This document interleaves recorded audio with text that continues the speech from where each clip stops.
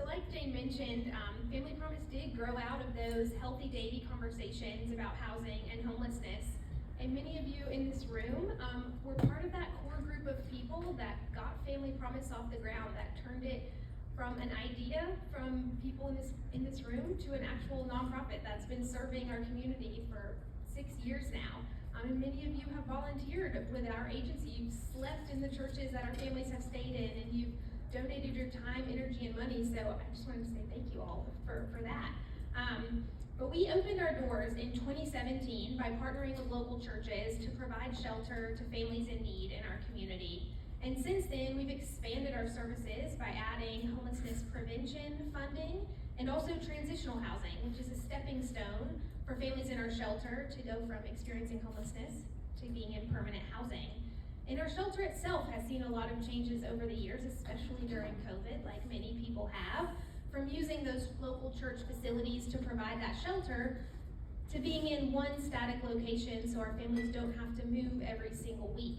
And our community has supported us through that, and the Davie Community Foundation has been with us truly every step of the way. And I can't express that enough, that Jane and the foundation has really been with us, and they've answered all of our questions and have been such a support. Since opening, we've served over 550 families in all of our programs, and that's over 800 local children that have received services to stay in their home or return to their home. And 90% of those families are still housed 1 year after receiving services. So the impact and the work that we're doing, and y'all are included in that because you're supporters of our work, is really making lasting impact on Davie County families. And Family Promise has always been a community-wide effort, whether that was volunteers dropping off meals and supporting us that way, to our businesses that give very generously, to our other nonprofit agencies that we partner with to provide services to our families.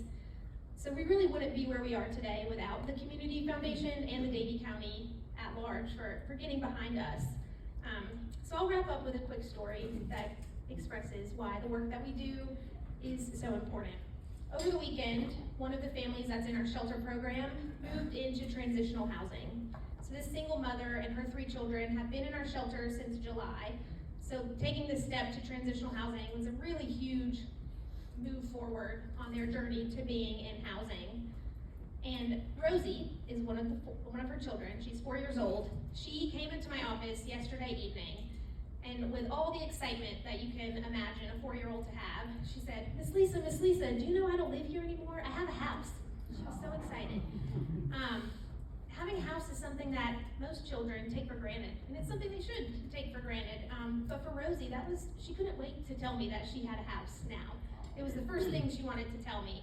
A child's future begins at their home, and y'all are providing that foundation. So on behalf of all the Rosies that we have served and will continue to serve,